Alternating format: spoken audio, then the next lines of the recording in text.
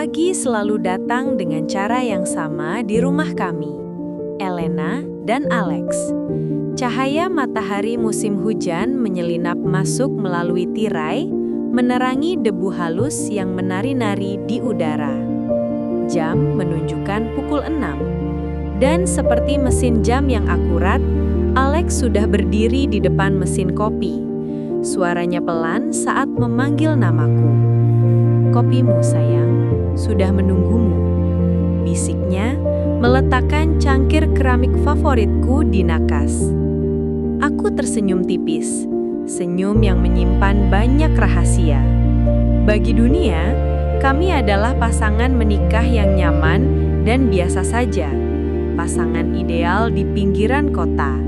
Namun di dalam diriku, Elena, ada badai yang selalu menanti waktu untuk dilepaskan. Dan Alex, suamiku selama 8 tahun, adalah satu-satunya orang yang tahu bagaimana menenangkan sekaligus memicu badai itu. Saat sarapan, aku memperhatikan wajah Alex. Garis-garis halus di sudut matanya saat dia tertawa, cara dia memegang koran dengan satu tangan. Dia adalah pria yang stabil, yang memberikan rasa aman yang tak tergoyahkan. Ironisnya, rasa aman itulah yang memberiku keberanian untuk mengeksplorasi hasratku yang paling dalam. Hasrat untuk melepaskan kendali dan menyerahkan diri sepenuhnya. Setelah kiciuman perpisahan di depan pintu, kiciuman singkat, biasa, yang tidak memberikan petunjuk apapun, Alex melangkah pergi. Begitu pintu tertutup, kehangatan rumah terasa berbeda. Hari ini adalah hari Jumat, dan pikiran tentang waktu khusus kami mulai menjajah setiap sudut benakku. Aku mulai bekerja, menulis artikel freelance tentang tips rumah tangga. Tapi sulit berkonsentrasi. Pikiranku terus kembali pada 2 tahun setelah pernikahan, momen paling rentan dalam hidupku. Saat itu, aku merasa ada bagian diriku yang terpendam. Sebuah keinginan yang datang dari lubuk hati, tentang keintiman yang terstruktur, tentang peran, dan tentang batasan yang dihormati. Aku sangat takut. Aku menghabiskan seminggu hanya untuk mencari kata-kata yang tepat. Bagaimana jika dia cicik? Bagaimana jika dia meminta cerai? Pikiran itu menghantuiku. Malam itu, dengan air mata yang hampir tumpah, aku membuka semua. Aku jelaskan bahwa BDSM bagiku adalah pelepasan beban, bukan pencarian rasa sakit. Bahwa itu adalah cara untuk mengatakan, aku percaya padamu lebih dari siapapun di dunia ini, sampai aku rela menyerahkan kendali atas tubuhku. Alex tidak mengatakan apa-apa selama beberapa saat. Dia hanya memegang tanganku. Lalu, matanya bertemu mataku dan dia tersenyum. Senyum yang penuh penerimaan, bebas dari penghakiman. "Elena," katanya, suaranya lembut tapi tegas. "Aku tidak akan pernah membiarkan sesuatu yang membuatmu merasa utuh menjadi rahasia yang menyakitimu. Kita akan melakukannya, tapi kita akan melakukannya dengan benar." Momen itulah yang membangun fondasi kami. Kami menghabiskan waktu berbulan-bulan untuk menetapkan protokol keamanan, persetujuan, dan komunikasi SSC. Kami memilih safe word merah untuk segera berhenti tanpa pertanyaan, dan kuning untuk sinyal agar dia melambat atau bertanya apakah aku masih baik-baik saja.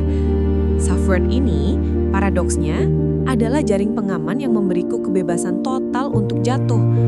Kami punya komitmen, tidak ada yang lebih penting dari koneksi emosi dan keselamatan fisik. Sore menjelang, dan rasa antisipasi itu berubah menjadi gelombang energi yang tak tertahankan. Aku menyelesaikan pekerjaan lebih awal, lalu memulai ritual persiapan. Aku tidak hanya membersihkan rumah, tapi juga menyiapkan diri. Di kamar tidur, aku membuka laci khusus itu. Aku menyentuh tali sutra merah, bukan hanya sebagai alat, tapi sebagai simbol ikatan dan kepercayaan kami. Penutup mata, padel kulit halus, setiap benda memiliki kisahnya sendiri. Kisah tentang batasan yang kami dorong bersama. Aku berdiri di depan cermin setelah mandi air hangat. Kulitku terasa halus, rambutku diikat ke belakang. Aku merasa telanjang, bukan dalam arti fisik, tapi dalam arti emosional. Malam ini, aku akan menjadi sub, pihak yang tunduk, dan Alex akan menjadi dom, pihak yang mengendalikan. Ini adalah peran yang kami kenakan untuk beberapa jam, dan saat kami mengenakannya, dunia terasa lebih jernih.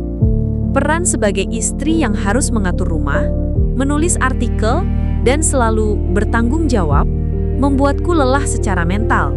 Malam Jumat adalah pelepasan dari itu semua.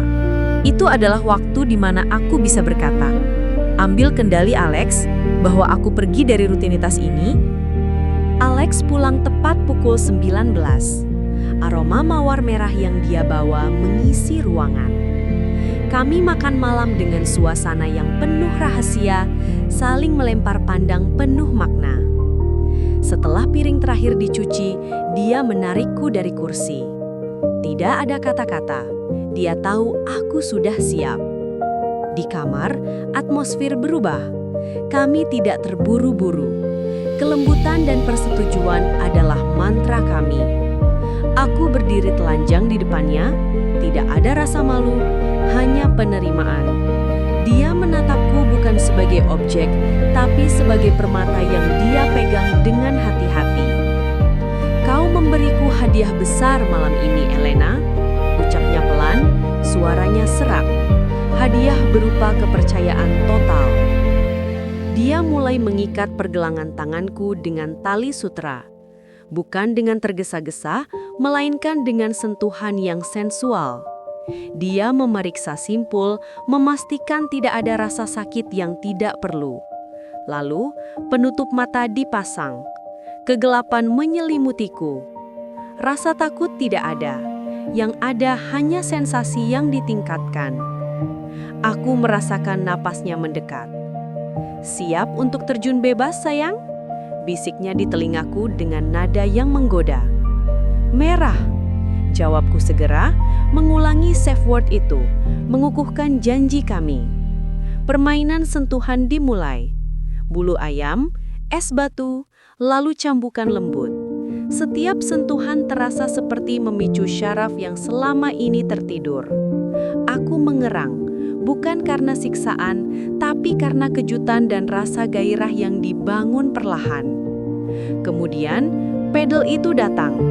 Pukulan pertama terasa tajam, dan aku menarik napas dalam-dalam. Itu menyakitkan, tapi rasa sakit itu berada dalam bingkai kenikmatan.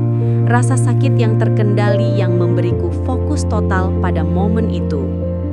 Rasa panas yang menjalari pantatku bukan hanya gairah fisik, itu adalah pelepasan mental. Kuning, Alex, pelan-pelan, desahku ketika intensitasnya sedikit terlalu tinggi. Dia langsung merespons, pukulan berikutnya jauh lebih lembut. Dia bertanya lagi, warna apa sekarang sayang? Aku harus tahu. Hijau, Alex, lanjutkan. Aku di sini, kataku, suaraku kembali dipenuhi keyakinan.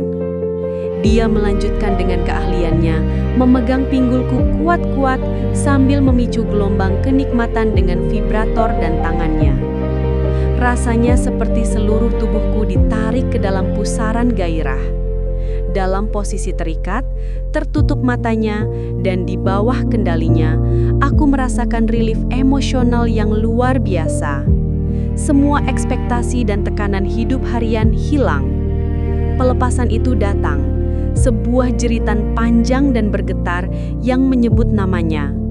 Itu adalah ledakan total, bukan hanya klimaks fisik, tapi juga klimaks emosional dari penyerahan diri yang sempurna. Setelah semuanya usai, Alex melepaskan ikatanku dengan lembut. Dia memelukku erat, membiarkanku bersandar di dadanya.